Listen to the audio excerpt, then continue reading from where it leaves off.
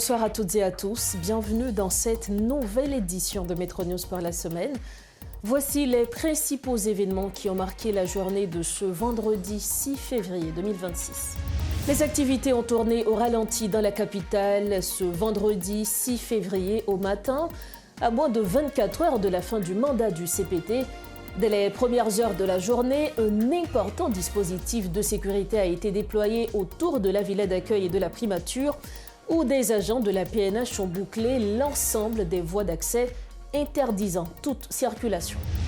Des organisations de la société civile, dont l'Ordre des défenseurs des droits humains, plaident en faveur de la mise en place d'une chambre de contrôle de la transition. Monocéphale, bicéphale ou collégiale, la transition nécessite d'être contrôlée pour éviter d'autres dérives, selon Maître Darbensky Gilbert. Et puis en météo, l'arrivée d'un front froid sur le pays entraîne une augmentation progressive de l'humidité dans l'atmosphère au-dessus d'Haïti au cours du week-end. Des averses généralement faibles à modérées sont attendues sur la quasi-totalité du territoire.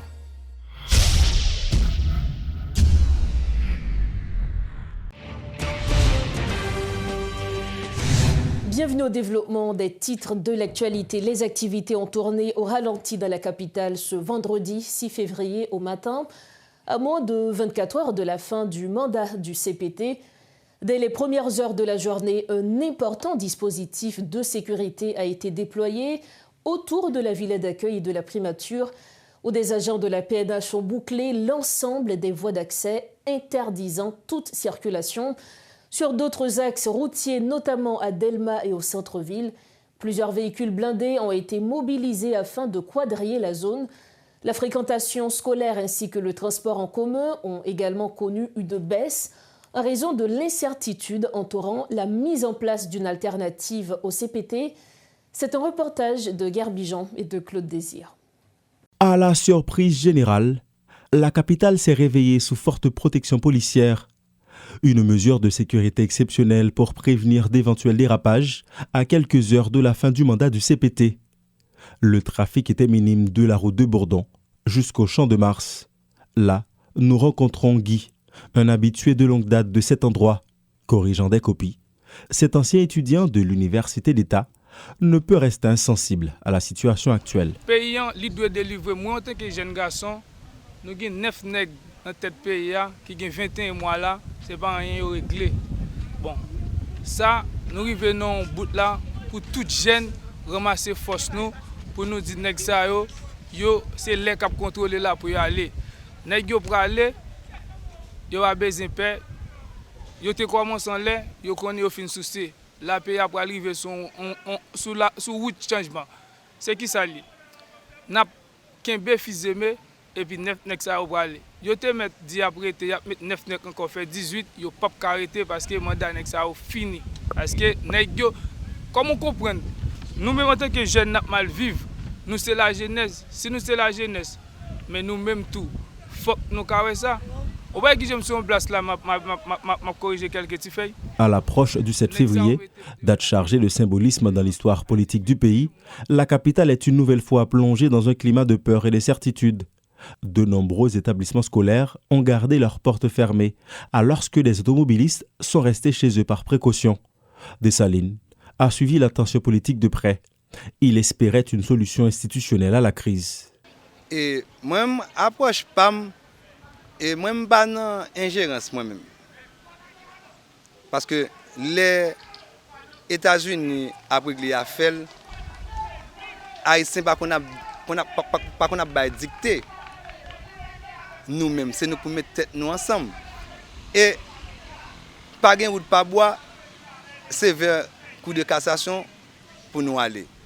Parce que nous pas arrêter dans le consensus, on rester plus proche de la Constitution.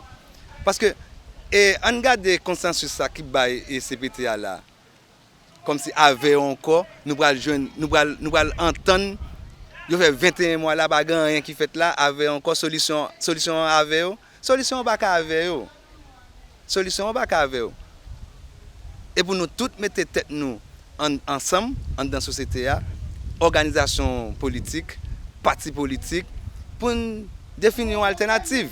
À quelques heures de l'échéance, La classe politique n'est toujours pas parvenue à un accord, du moins, bien que le délai soit presque écoulé. Des représentants de différents secteurs continuent de formuler leurs propositions. Moi j'ai 40 ans. Ça veut dire qui ça pour moi? Moi j'ai 40 ans, moi fait dans intervalle de temps côté un groupe moun qui a pillé paysan puis yo fini avec avenir pam lan. Groupe moun sa yo eh bien à partir de jeudi là qui c'est 6 février demain pour le 7 février là 2026 là ça bam 40 ans et bien m'a dit c'est fin mandat groupe moun sa yo. Et nous-mêmes dans le regroupement des jeunes en Darikou Haïti nous demander l'autre bagaille dans politique pays nous. Et c'est ça que fait nous regrouper nous ensemble pour nous mettre voix nous ensemble pour nous dire c'est dans OPC nous praler. OPC qui se met Jean-Wilner Mourin, c'est lui nous décider qui pour prendre le pays. Et qui ont entendu Alix Didier Fizeme, qui ont entendu et Louis Gérald Gilles qui se boaké BNC, nous connaissons ça déjà. 9 moun sa yo plus Alix Didier Fizeme fait 10 moun, tout moun sa yo échoué. On pas ka accepter Alix Didier Fizeme qui se produit 9 nèg sa yo pour me dire m'a voyer 9 messieurs dames sa yo aller puis m'a kembe Alix Didier Fizeme. Ça me dit me fait là, c'est laver messiaté. À chaque changement de gouvernement, le pays frôle le chaos. L'image de la capitale en prélude à cette date fatidique témoigne une nouvelle fois de l'incapacité des dirigeants à faire consensus sur fond de dialogue franc.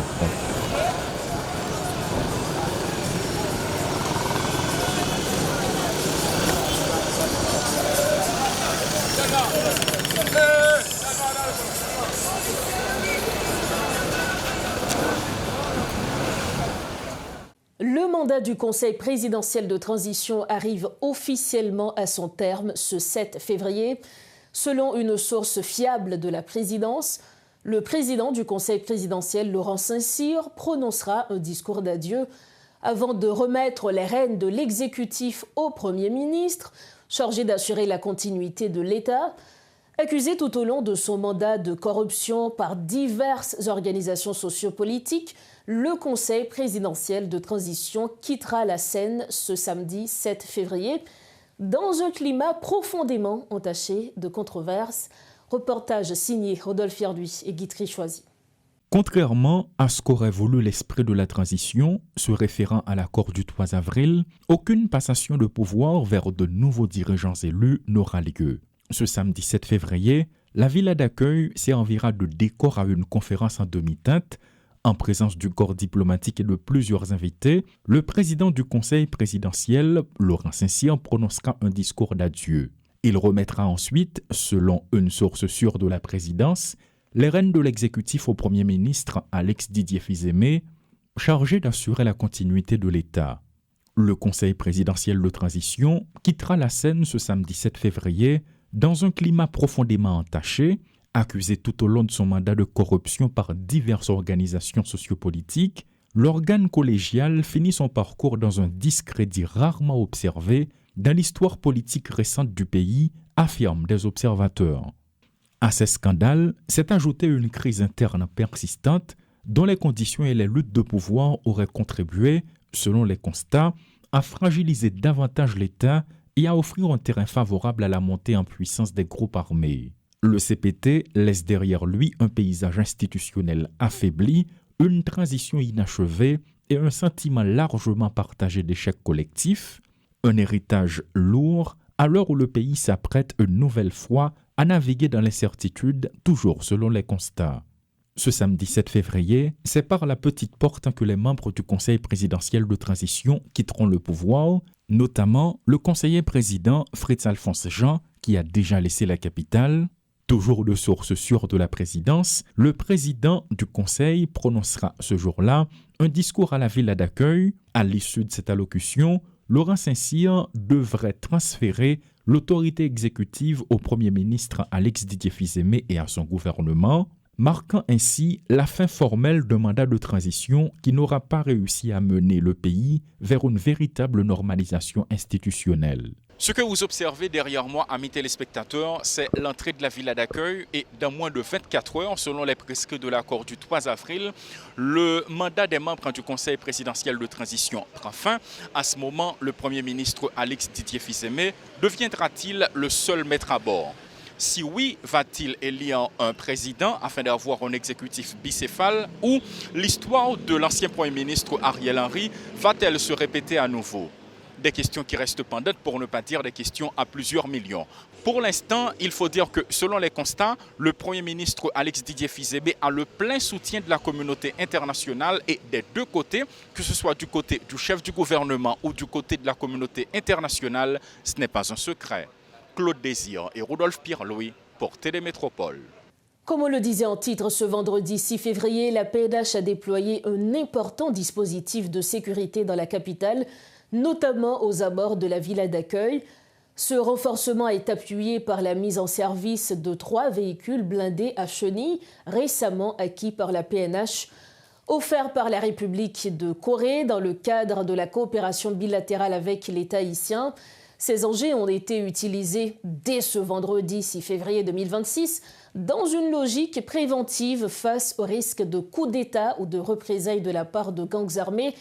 Selon des sources policières, les forces de l'ordre ont multiplié les patrouilles, renforcé les points de contrôle et sécurisé les axes stratégiques menant aux sites institutionnels sensibles.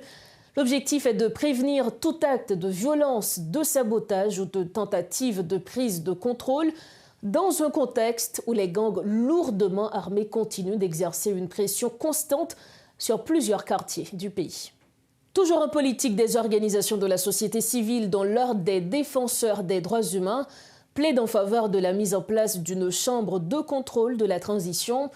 Alors que l'accord du 3 avril 2024 prévoyait la création d'un organe chargé de contrôler l'action gouvernementale, aucune structure de ce type n'a été mise en place pour contrebalancer les décisions de l'exécutif. Maître Darbensky Gilbert, directeur de l'Ordre des avocats des défenseurs des droits humains, est sur le plateau de Métro News. Maître Darbensky Gilbert, bonsoir, bienvenue sur le plateau Métro News. Bonsoir, Madame Rose-Berlin, bonsoir avec tous auditeurs, auditrices, téléspectateurs, téléspectatrices Métro News. Donc, c'est un plaisir pour que nous, avec vous sur le plateau à Soya, pour que nous capables de parler et les faits d'actualité. Justement, nous ensemble pour nous parler de faits d'actualité. Surtout à la veille du 7 février 2026, nous avons rappelé que c'est directeur exécutif de l'Ordre des défenseurs des droits humains et dans une note qui publiée 30 janvier 2026, nous proposait comme piste de solution création d'une chambre, qui c'est la chambre de contrôle de la transition. Et selon notre ça, CCT1, l'État supposé installer, 11 mounios a supposé installer avant une nouvelle équipe gouvernementale, ça qui, à l'évidence, pas qu'à fait, ou bien pas bien en fait, qui ça, concrètement, nous capables de proposer aujourd'hui pour une sortie de crise à la veille du 7 février 2026. En fait, depuis 10 mois, il y a plusieurs acteurs au niveau de la société civile qui entament des discussions pour que nous soyons capables essayer de comment nous sommes capables de sortir de crise. Malheureusement, donc nous tous connaissons qu'avec Ariel Henry, l'accord du 11 septembre, suivi de l'accord du 21 décembre, côté que 2 accords te prévoient pour que vous mettez campé un organe de contrôle et d'action gouvernementale. Malheureusement, monsieur dame politique qui arrive fait accord ça yo pas respecté accord que vous fait. Nous venons gagner le 3 avril, yon l'autre accord ensemble avec la classe politique côté que yo te prévoit même organe ça qui c'est organe de contrôle et d'action gouvernementale. Donc l'OCAG. OCAG. Malheureusement, acteurs politiques yo pour une raison ou bien pour une autre pas arrivé mettre campé organe ça. Donc, nous-mêmes, au niveau de la société civile, lorsque nous venons constater échec à cause nous venons remarquer que l'organe de contrôle, c'est un pilier de transition. Malheureusement, il n'y a pas de jamais fait. Et depuis environ 10 mois, des acteurs au niveau de la société civile, par exemple le collectif 4 décembre 2013, le droit et la vie humaine, le RONDDIH, le JASMA, et autres, mettez tête ensemble pour que nous entamer des discussions et nous rejoindre un ensemble d'acteurs au niveau de la société civile pour que nous accouchions avec un document et à travers le document ça, nous prévoyons la mise en place d'une chambre de contrôle de la transition CCT. Et c'était une assise qui était faite au niveau de l'Hôtel Royal Oasis, côté que 49 organisations de la société civile, associations patronales, associations de presse, associations paysannes et autres mettaient d'accord, ils ont paraphé document ça pour que nous créions la chambre de contrôle de la transition. Mais aujourd'hui, vu conjoncture là, proposition ça qui fait là, c'est sûr que l'IPAP Guetan met en place, Jean que nous prévoit dans le document noir. Demain, 7 février 2026, qui ça que nous a proposé comme sortie de crise? Qui est-ce qui a bien contrôle pouvoir là, je veux dire, demain? En fait, et par rapport avec la façon que la politique a évolué directement, nous tous connaissons que nous ne pouvons pas évoluer en vase clos en deux pays. Mais nous tous connaissons que le mandat conseil présidentiel l'a fini 7 février 2026, genre que l'accord 3 avril là, tu prévois ça, et bien automatiquement c'est le Premier ministre qui a assuré et continuité en attendant que la classe politique trouve une solution. Donc nous-mêmes, c'est peut-être... Vous pensez que cette solution, ça va venir assez rapidement? Quel que soit le que tu as une solution, nous pensons que nous supposé mettre tête ensemble et ça qui est primordial pour nous au niveau de la société civile, c'est la mise en place de la chambre de contrôle de la transition pour que nous capables permettre que la transition ça fait là de respecter feuille de route qui tracée et yo venir pour que chambre de contrôle ça capable contrôler chaque goutte au niveau du trésor public. Nous pensons que c'est problème ça qui fait que nous venons dans cette situation ça et c'est échec à 3 avril là par rapport avec mise en place organe de contrôle là qui n'est pas arrivé fait qui fait que je ne dis nous tombons dans cette situation ça. Si que nous gagnons organe de contrôle qui te gagné un droit de veto, un organe de contrôle qui t'a contrôlé les dépenses publiques, un organe de contrôle qui t'a contrôlé la moralité, chaque membre ou du moins que dans le conseil présidentiel là, ou du moins dans le gouvernement, ça t'a permettre que nous capables courir freiner ensemble de dérives que monsieur Damio t'a fait pour que nous pas arriver dans cette situation ça. Et depuis lors, depuis la question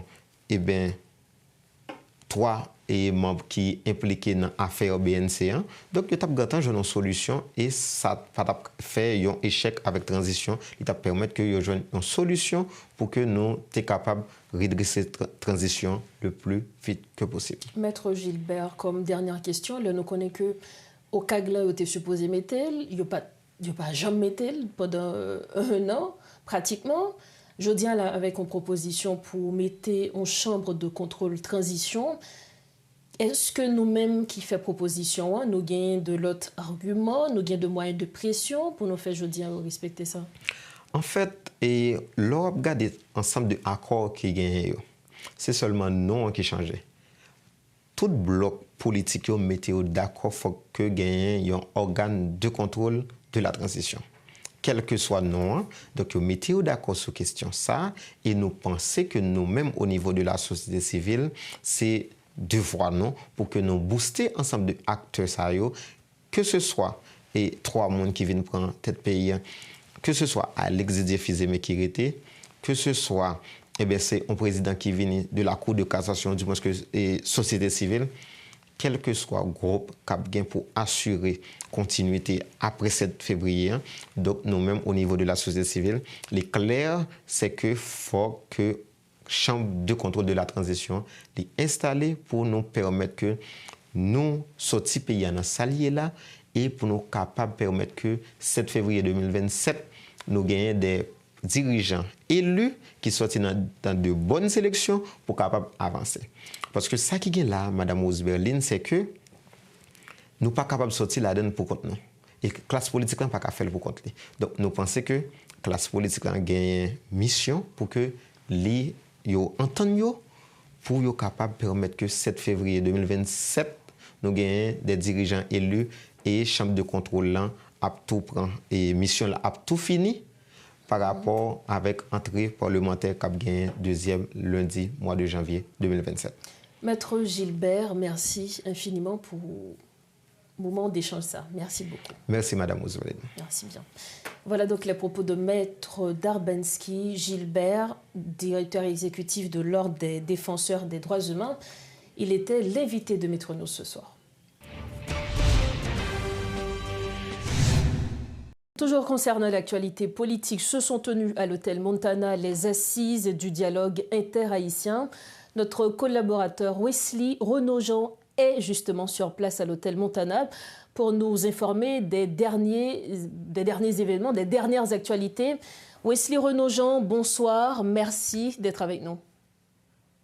Bonsoir Osberline, bonsoir à tous les téléspectateurs. En fait, ça fait un peu plus d'une heure depuis que comité de suivi du dialogue interhaïtien qui était organisé sous l'auspice du Conseil présidentiel de la transition. Alors, pas du Conseil présidentiel, mais au moins de 4 membres du CPT. Et depuis, dialogue ça a été organisé, été lancé depuis dimanche dernier.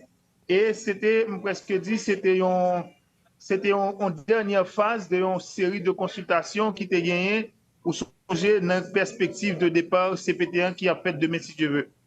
Et fin de mandat qui a privé à soi à West-Berlin. Maintenant, depuis mercredi, au dernier jour du dialogue interhaïtien, qui selon et mon comité de suivi ça, qui était réuni près de plus de 2000 organisations. Là, je répète les chiffres. Je répète les chiffres et mon comité suivant, ce n'est pas chiffre par nous, ce n'est pas d'observation par nous, mais il a parlé de plus de 2000 organisations qui étaient participées à West-Berlin.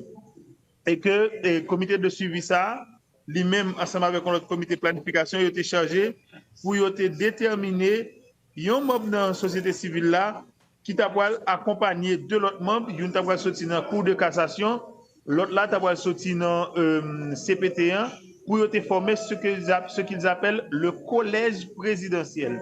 Eh bien, justement, après plusieurs jours de discussion, de négociation, de tractation, si vous voulez, jeudi, dans les environs de 5 heures de l'après-midi, ils ont finalement communiqué non monde qui choisit pour représenter la société civile là dans un collège présidentiel.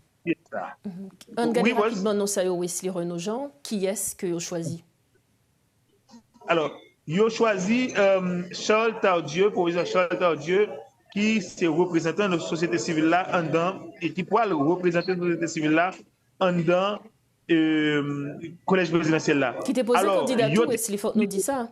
Qui t'est posé candidat également dans le poste Premier ministre. Oui, évidemment. Alors, dans le poste Premier ministre, on se rappelle, le CPT a choisi Premier ministre.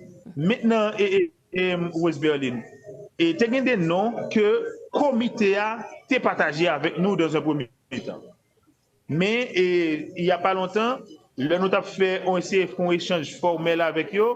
Ils ont montré nous que ils ont plus de réserve par rapport à nous que ont communiqué avec nous. Parce que ils ont dit nous que le collège présidentiel là, li complet, ils ont cité nous. Maintenant, tout à l'heure, il y a une espèce de réserve qui vient, c'est comme si nous avons dit, je ne sais pas si c'est une espèce d'appel à la prudence ou bien si c'est un retour qui gagne sur la décision qui a été prise. Ils ont décidé pour ne pas communiquer aucun autre nom à part nom qui sortit pour la société civile là. Et donc, c'est dans ce sens ça, Berlin, que ils ont partagé avec nous le nom de Charles Tardieu qui doit, selon eux, représenter la société civile là. Maintenant, qui ça qui pourra le faire? Ça devrait être la prochaine question. Eh bien, ils ont expliqué nous que restant pas dépendre de eux. Pour rappel, le secrétariat général du palais de la présidence voyait en correspondance par le secrétariat général de la primature, côté demandé pour inviter le Premier ministre à venir participer dans la cérémonie de fin de mandat. C'est bien, Rose Berlin, ce n'est pas une invitation pour aller dans une cérémonie de passation, ce n'est pas une invitation pour aller dans une cérémonie d'installation, mais c'est une invitation pour venir assister une cérémonie de fin de mandat du Conseil présidentiel de la transition. Ça veut dire qui ça? Si nous traduisons en créole, ils ont invité le Premier ministre là pour venir assister départ Conseil présidentiel de transition. Et là, nous considérons en parallèle qu'il y a une démarche qui a fait à plusieurs niveaux où il a remplacé CPTA par collège présidentiel. Il y a des gens qui ont opté pour le collège présidentiel là. Il y a des gens qui ont opté plutôt pour un juge dans la Cour de cassation. Il y a des gens qui ont opté pour un président qui sortit dans la société civile là. La question maintenant, est-ce qu'il y a une installation? Et si il y a une installation, qui forme la prend, qui moun kap la donne? Mais jusqu'à présent, yo même yo poko kabay réponse là, c'est bien ça Wesley. Nous connaissons également que coordonnateur présidentiel transition Laurent Saint-Cyr justement prévoit pour faire un discours d'adieu.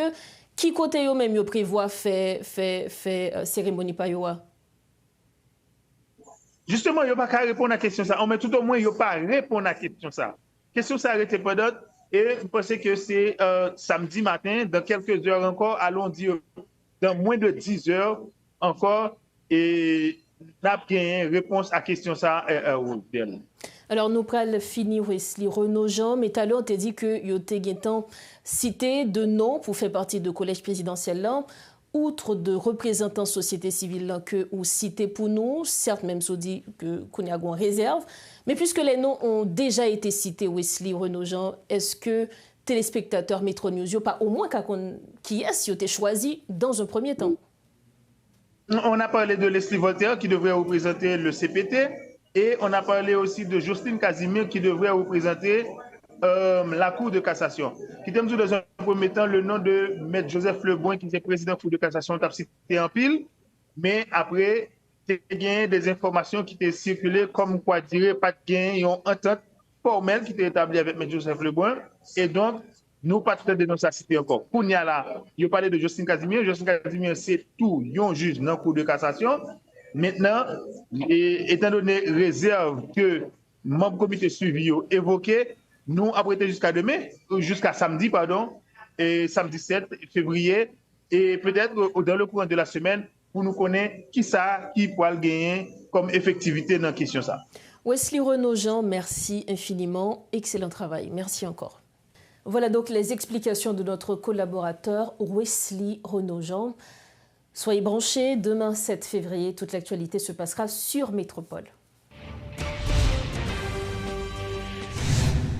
Autre point de l'actualité de ce vendredi, la PNH a émis des avis de recherche à l'encontre de l'agent exécutif intérimaire de Port-au-Prince, Yuri Ralph Chevry, de l'ancien député de Delma-Tabar, Arnel Bélizer, ainsi que d'un dénommé Smith Joseph pour des faits qualifiés de graves par les autorités policières.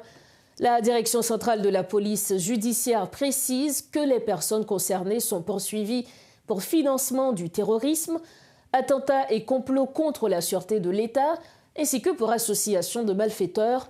Selon les avis publiés, les mêmes chefs d'accusation sont retenus contre Smith Joseph, auquel s'ajoute celui de blanchiment des avoirs. Et puis en météo, l'arrivée de front froid sur le pays entraîne une augmentation progressive de l'humidité dans l'atmosphère au-dessus d'Haïti au cours de la journée. Des averses généralement faibles à modérées sont attendues sur la quasi-totalité du territoire durant l'après-midi et la soirée. Toutefois, ces précipitations pourraient devenir localement soutenues, notamment dans certaines régions du Grand Sud. Le front froid s'éloignera progressivement du pays, entraînant une diminution des précipitations sur l'ensemble du territoire. Néanmoins, quelques averses isolées pourraient persister, principalement dans certaines régions du Grand Sud et de l'Ouest. Le passage du front pourrait également provoquer une baisse des températures de 2 à 4 degrés Celsius par rapport aux valeurs habituelles, entraînant une légère sensation de fraîcheur, surtout dans une grande partie du Grand Nord ce soir et durant le week-end. Fin de cette édition de Metro News, le rappel des principaux titres à la une. Les activités ont tourné au ralenti dans la capitale ce vendredi 6 février au matin, à moins de 24 heures de la fin du mandat du CPT. Dès les premières heures de la journée, un important dispositif de sécurité a été déployé autour de la villa d'accueil et de la primature, où des agents de la PNH ont bouclé l'ensemble des voies d'accès interdisant toute circulation. Des organisations de la société civile, dont l'Ordre des défenseurs des droits humains, plaident en faveur de la mise en place d'une chambre de contrôle de la transition. Monocéphale, bicéphale ou collégiale, la transition nécessite d'être contrôlée pour éviter d'autres dérives, selon Maître Darbensky Gilbert. Et puis en météo, l'arrivée d'un front froid sur le pays entraîne une augmentation progressive de l'humidité dans l'atmosphère au-dessus d'Haïti au cours du week-end. Des averses généralement faibles à modérées sont attendues sur la quasi-totalité du territoire. C'est ainsi que nous refermons cette édition de Métro News. Merci de votre confiance, merci de votre fidélité. Retrouvez-nous demain samedi 7 février 2026 pour ne rien manquer de l'actualité. Bonsoir.